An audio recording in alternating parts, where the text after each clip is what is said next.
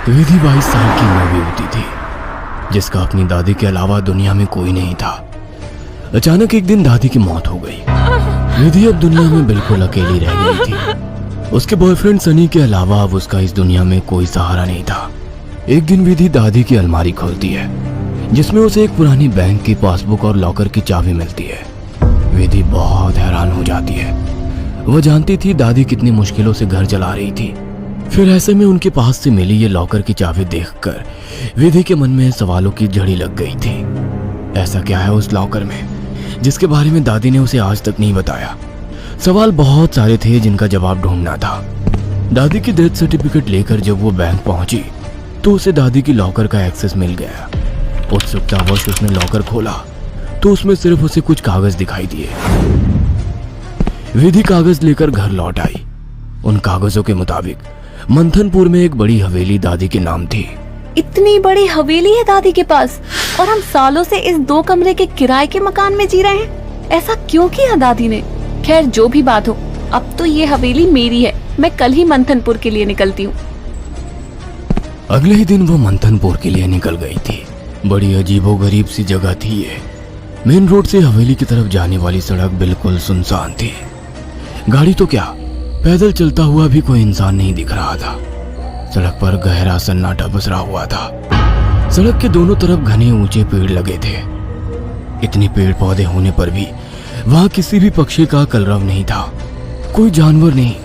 धीरे धीरे अंधेरा हो रहा था। सड़क किनारे लगे घने पेड़ अब जंगल की तरह दिखाई पड़ रहे थे। सड़क पर फैली खामोशी अब विधि को डरा रही थी। कुछ ही देर में वो पैदल चलते हुए हवेली तक पहुंच गई थी। हवेली काफी पुरानी दिखाई पड़ रही थी। ऐसा लगता था कि सालों से वहां किसी ने पैर ही नहीं रखा। हवेली के 500 मीटर के दायरे में गिने चुने ही मकान थे और जो थे वो भी खाली पड़े हुए थे। विधि के मन में कुछ अजीब सी उथल पुथल मची हुई थी। मेन गेट खोलकर वो हवेली के अंदर पहुंच गई। अंदर का नजारा देखकर वो दंग रह गई थी। पूरी हवेली जगमगा रही थी।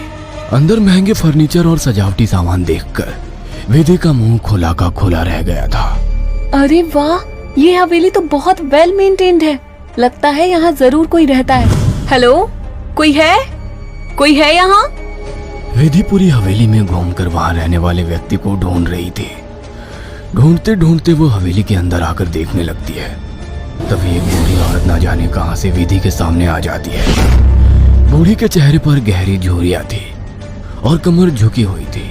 काला लबादा पहने, आधा मुंह पल्लू में छिपाए। वो औरत बेहद डरावनी लग रही थी। आउच! डरा दिया आपने। क्यों आई हो यहाँ? लौट जाओ। मैं कहीं नहीं जाने वाली। ये मेरी हवेली है। बाय द वे, आप कौन?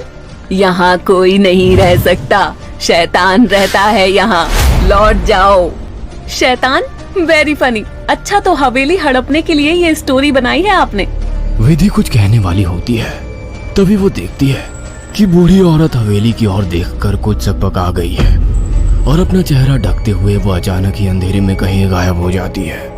बड़ी अजीब औरत थी। कुछ स्ट्रेंज ही जगह है। विधि हवेली के अंदर आ जाती है और अपना फोन निकालकर सनी को कॉल लगाती है। हेलो सनी, तुम विश्वास नहीं करोगे, ये हवेली तो हमारी सोच से भी ज्यादा खूबसूरत है। तुम बस जल्दी यहाँ आ जाओ। हाँ, मैं आज रात को ही निकलता हूँ। सुबह मिलते हैं, बाय। अगले दिन सुबह सनी भी हवेली पहुँच गया था। अरे यार, कहाँ फंसा दिया विधि ने। अंदर जाने तक का रास्ता नहीं है। हर तरफ झाड़ियाँ, पेड़ पौधे। ऊपर से मुझे कहा कि मेरी सोच से भी ज्यादा खूबसूरत है हवेली माय फोर्ट। सनी बड़बड़ाता हुआ मेन गेट से अंदर जा रहा था। बाहर का कंपाउंड क्रॉस करने के बाद अब वो दरवाजे के सामने था। उसके नॉक करने से पहले ही दरवाजा खुद ब खुद खुल गया। सनी हैरान रह गया था। अंदर पहुंचकर उसने देखा हॉल में कोई भी नहीं है। विधि को पुकारते हुए वो अंदर बेडरूम की ओर बढ़ गया। बेडरूम के अंदर का नजारा देखकर सनी अपने दांतों तले उंगलियां दबा ली। विधि अंदर बेड पर बैठी हुई थी। उसके लंबे बाल खुले हुए थे और उसके चेहरे को ढके हुए थे। बालों के बीच से उसकी लाल खून आंखें दिखाई पड़ रही थी। दोनों हाथ और पैरों की मदद से वो बेड पर ऐसे बैठी हुई थी मानो कोई जानवर हो। उसकी खूबसूरती गुलाबी त्वचा जगह जगह से कटी थी और सफेद पड़ गई थी। विधि को देखकर सनी जोर से चिल्लाया, विधि, ये क्या हो गया तुम्हें? सनी की बात सुनकर विधि ने डरावने अंदाज में गर्दन टेढ़ी की। अब उसके चेहरे पर से कुछ बाल हट गए थे। वह भयानक आवाज के साथ हंसने लगी। उसके मुंह से किसी जानवर की तरह लार गिर रही थी। अचानक ही वह पूरी ताकत से चिल्लाई। विधि के बाल हवा में उड़ रहे थे और चेहरा चीखते हुए और भी भयानक होता जा रहा था।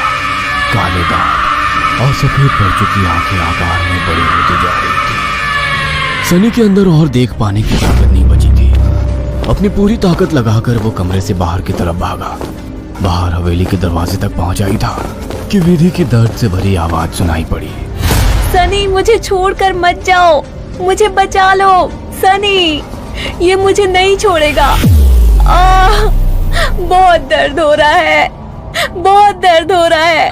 विधि जोर जोर से रो रही थी और सनी को रोकने के लिए बोल रही थी। विधि की ऐसी दर्द भरी आवाज सुनकर सनी तड़प उठा और दौड़कर उसके कमरे की तरफ वापस आ गया। ये सब क्या हो गया विधि? ये सब क्या हो गया? मैं क्या करूं, बोलो। बहुत भूख लगी है, तेरा खून पीना है। इतना कहकर विधि अजीब तरीके से मुस्कुराने लगती है और अपने हाथों और पैरों की मदद से जमीन पर रेंगते हुए सनी की ओर बढ़ती है। सनी बिजली सी तेजी दिखाकर कमरे से बाहर निकल आता है और कमरे का दरवाजा बाहर से बंद कर देता है। सनी की कुछ समझ नहीं आ रहा था। वह विधि की मदद करना चाहता था। उसे ऐसी हालत में छोड़ना उसे मौत के मुंह में धकेलने जैसा था। वह बाहर जाकर मदद मांगने का निर्णय लेता है और तुरंत बाहर निकल आता है। हवेली के अंदर दूर दूर तक केवल सन्नाटा छाया हुआ था। अंदर से रह रहकर विधि की दर्द भरी चीखें सुनाई दे रही थी। मदद की उम्मीद में सनी दौड़ते हुए आगे भागे जा रहा था। तभी उसकी नजर एक चर्च पर पड़ी। चर्च काफी जर्जर हालत में था। सनी इधर उधर देखता हुआ अंदर पहुंच गया। दोनों हाथ आपस में बांधकर वो फूट फूट कर रो रहा था। Please God help me, please. कहाँ जाऊं मैं? किससे मदद मांगू? प्लीज। कोई प्रॉब्लम है क्या? मुझे बता सकते हो? फादर की बात सुनकर सनी सारी बातें फादर को बता देता है।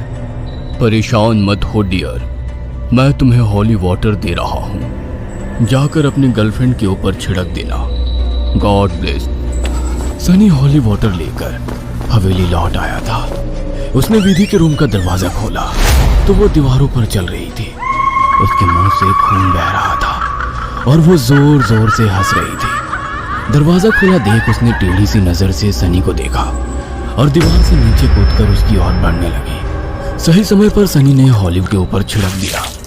एक जोरदार चीख के साथ दूर जा गिरी और एक काला सा साया कमरे से बाहर की तरफ जाता हुआ दिखाई दिया। विधि, वो चला गया। तुम ठीक हो? हाँ, वो चला गया, लेकिन अब वो अकेला नहीं आएगा। वो बुढ़िया सही कहती थी, ये घर नहीं शैतान का बसेरा है। यहाँ एक नहीं 5 शैतानी ताकत है। जल्दी चलो विधि, हम यहाँ से दूर निकल जाएंगे। सनी विधि को सहारा देकर ले जाने लगता है।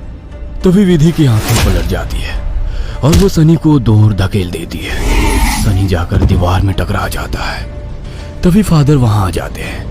मैं जानता था यहाँ एक नहीं बल्कि कई शैतान हैं जो तुम्हें नुकसान पहुंचाने की कोशिश जरूर करेंगे।